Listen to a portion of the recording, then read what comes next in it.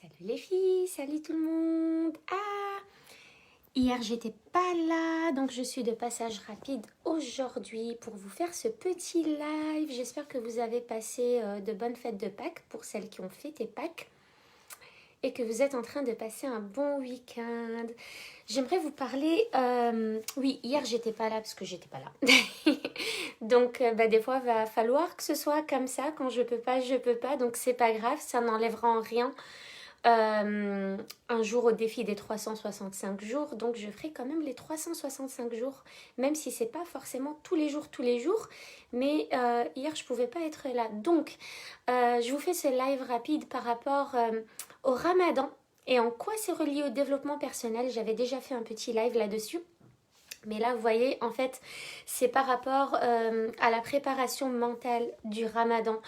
Il y a une erreur que beaucoup de personnes font et que moi j'ai fait très longtemps, c'est de ne pas me préparer mentalement au mois de Ramadan. Donc vous connaissez toutes le mois de Ramadan, que vous soyez musulmane ou non, peu importe, on en entend parler, on sait ce que c'est. Et en fait, cette erreur est celle qui fait que quand on commet cette erreur de ne pas se préparer mentalement, c'est ce qui fait qu'on va mal vivre le mois de Ramadan ou en tout cas le début du mois de Ramadan. Donc c'est le fait de ne pas se préparer mentalement. Ça, c'est du développement personnel.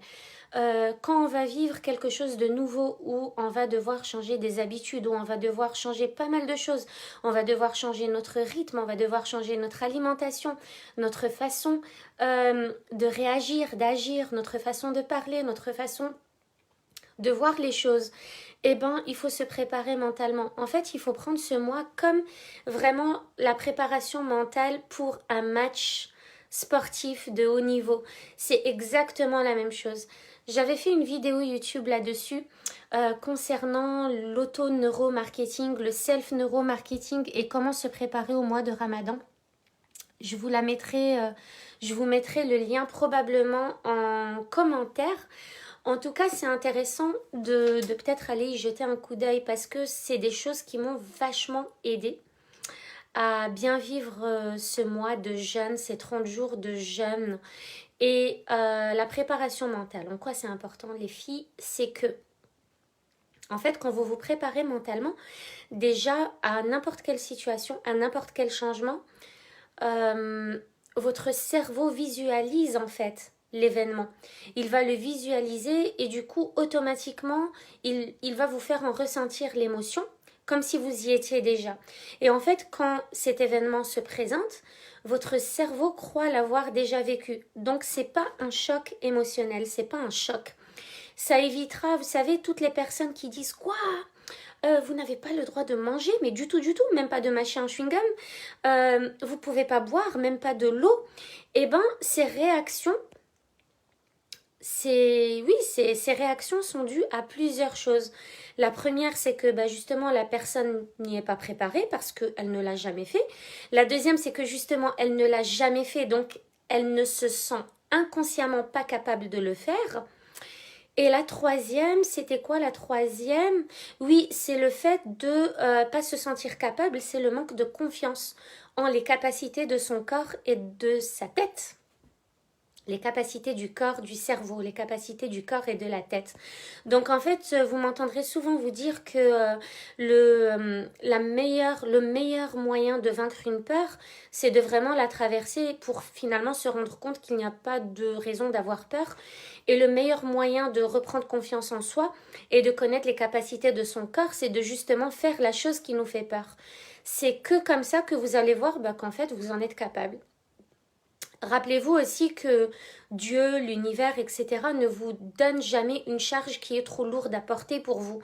Donc si on a eu des enseignements à suivre, si on a des choses comme ça, comme le mois de Ramadan, jeûner pendant 30 jours, ça peut paraître complètement fou à certaines personnes. Mais en fait, il suffit de le faire pour se rendre compte que vous êtes capable de le faire.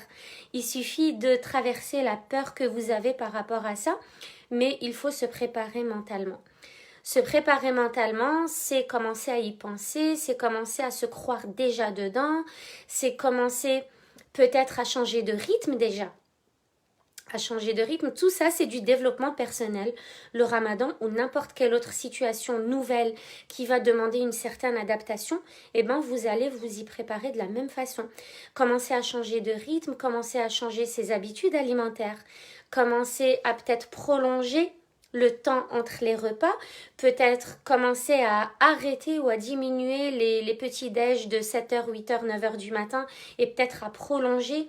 Commencer à mettre en place le jeûne intermittent par exemple, où il faut jeûner pendant 16 heures avant le prochain repas. Commencer à changer ses habitudes alimentaires, donc peut-être diminuer le café jusqu'à l'éliminer, diminuer le sucre jusqu'à l'éliminer, ça évitera les syndromes de sevrage, parce que effectivement, quand on diminue d'un coup comme ça fait un choc au cerveau qui est vraiment en demande, qui est dans la dépendance et qui est en demande de ce genre de substance, et du coup, le syndrome de sevrage pourra se présenter de plusieurs manières. Ça peut être les migraines, ça peut être une grosse fatigue, ça peut être l'impatience, la nervosité, la colère, etc.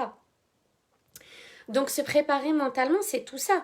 C'est se préparer mentalement pour une préparation physique également. Donc changer ses habitudes petit à petit. Comme ça, lorsque le mois de Ramadan commence, ça sera juste une continuité de ce que vous avez déjà mis en place. Ça va pas être un choc du genre... vous aviez l'habitude de prendre un petit-déj à 8h, là, il n'y a plus de petit-déj. Vous aviez l'habitude de prendre un déjeuner à midi, là, il n'y a plus de déjeuner. Vous aviez l'habitude de prendre 3 cafés par jour, là, il y a 0 café. Vous aviez l'habitude de mettre 1 tonne de sucre dans vos boissons, là, il n'y a plus de sucre d'un coup, comme ça.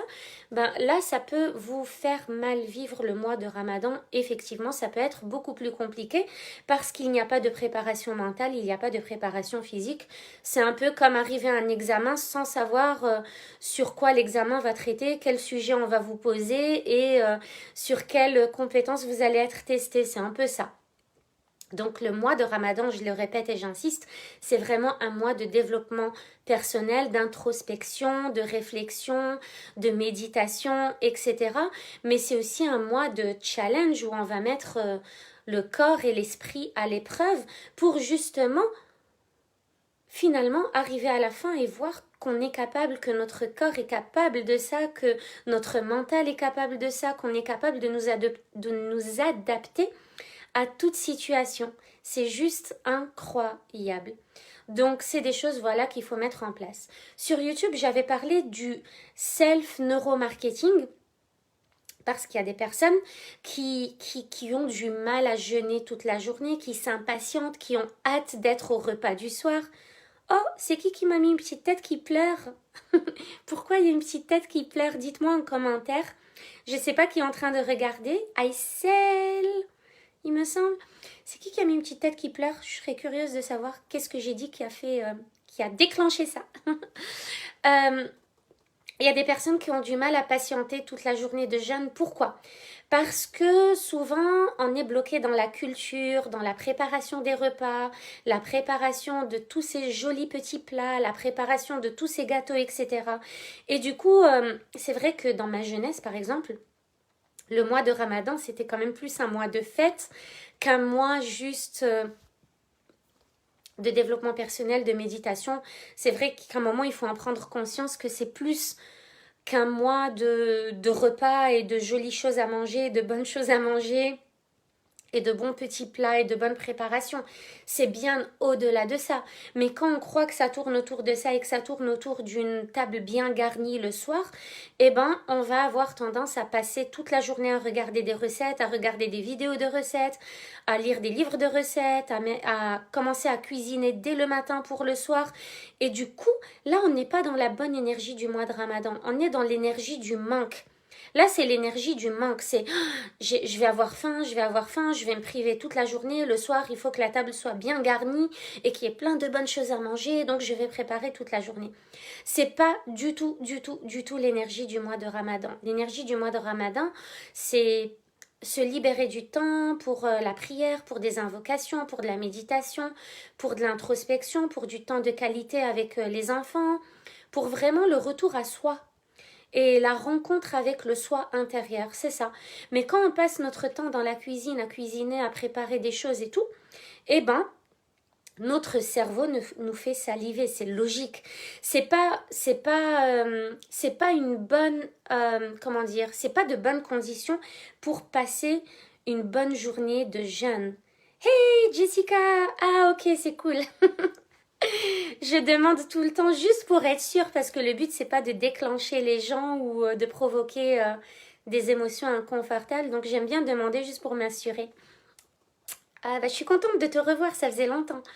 Donc voilà, quand vous passez la journée dans la cuisine à préparer à manger, automatiquement votre cerveau est en train d'attendre de manger ce que vous avez préparé. Automatiquement, ça rend la journée beaucoup plus difficile. Donc c'est pas la bonne énergie dans laquelle il faut se mettre. L'énergie du mois du Ramadan, c'est l'énergie quand même de la confiance, c'est l'énergie de la piété, c'est l'énergie de tout ce que je vous ai dit. En fait, c'est pas du tout l'énergie du manque. C'est l'énergie de la science avec un grand S, de la recherche, de la découverte, de la lecture approfondie de certaines choses, de l'introspection. Ça, je l'ai dit, c'est vraiment ça en fait. C'est la méditation au sens propre du terme. C'est vraiment le mois de méditation. C'est le mois de la croissance. Moi, je le vois comme ça. C'est le mois de la croissance. C'est le mois du challenge et du défi. C'est le mois du dépassement de soi. C'est le mois aussi de l'empathie, de la compassion. C'est vraiment toutes ces belles choses du développement personnel. Amina, salam.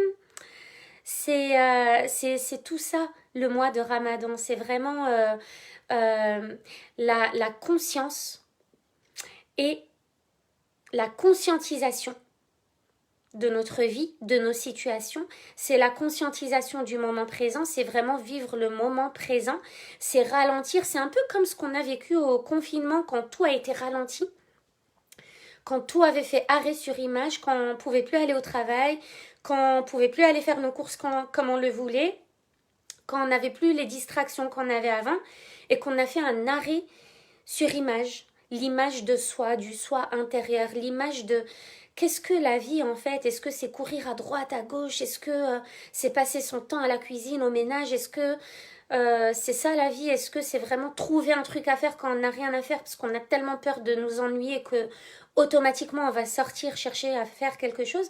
Ben non, le mois de Ramadan c'est un mois de pause, c'est un mois de spiritualité, c'est un mois de la compréhension de ce qui est plus grand que soi, c'est un mois de foi.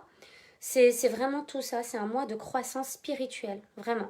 Donc voilà, j'aime bien faire ce rappel parce que moi-même j'ai longtemps été dans j'aime pas dire dans l'erreur, c'est pas qu'on est dans l'erreur, c'est juste qu'on n'a pas eu cette mise en lumière d'une personne qui nous dit eh oh, le mois de Ramadan ne tourne pas autour de la bouffe et ne tourne pas autour de qu'est-ce que tu vas préparer à manger pour ce soir, ne tourne pas autour de tout ça, c'est vraiment se libérer du temps pour avoir du temps pour soi. Chose qu'on n'arrive pas à faire en temps normal. C'est avoir du temps pour soi, c'est avoir du temps d'aller se connaître, se comprendre, de ralentir et de tourner le miroir sur soi. C'est vraiment ça. Et ça n'a rien à voir avec, on va se blinder le ventre. Et encore une chose que j'aime bien rappeler, c'est le soir, quoi. Casser le jeûne avec des sucreries des trucs lourds et tout, c'est pas ça le Ramadan. Le Ramadan, c'est vraiment être conscient de ce qu'on donne à notre corps. Parce que si on a jeûné toute la journée et qu'on vient casser le jeûne avec des choses qui ne vont pas nous être bénéfiques pour notre corps, pour notre organisme, avec des choses toxiques, néfastes, avec plein de sucre, avec plein de glucose, avec plein de gluten, avec plein de graisse, c'est un peu comme n'avoir rien fait en fait. Parce que le Ramadan, c'est aussi prendre soin de son corps, alors que d'habitude, on est tellement pris par la vie du quotidien qu'on oublie de prendre soin de son corps. Mais là, le fait de jeûner, c'est pas se priver. C'est faire une pause à son corps. C'est nécessaire, c'est permettre l'autophagie, c'est permettre aux cellules qui sont dans notre corps pour ramasser les déchets de notre corps, d'être en activité, alors que des fois on leur laisse même pas le temps, tellement qu'on les gave de nourriture, qu'on les gave de choses, eh ben on leur laisse pas le temps d'aller nettoyer notre corps. C'est permettre l'autophagie et ensuite permettre de remplacer toutes les toxines de notre corps par quelque chose de bien meilleur.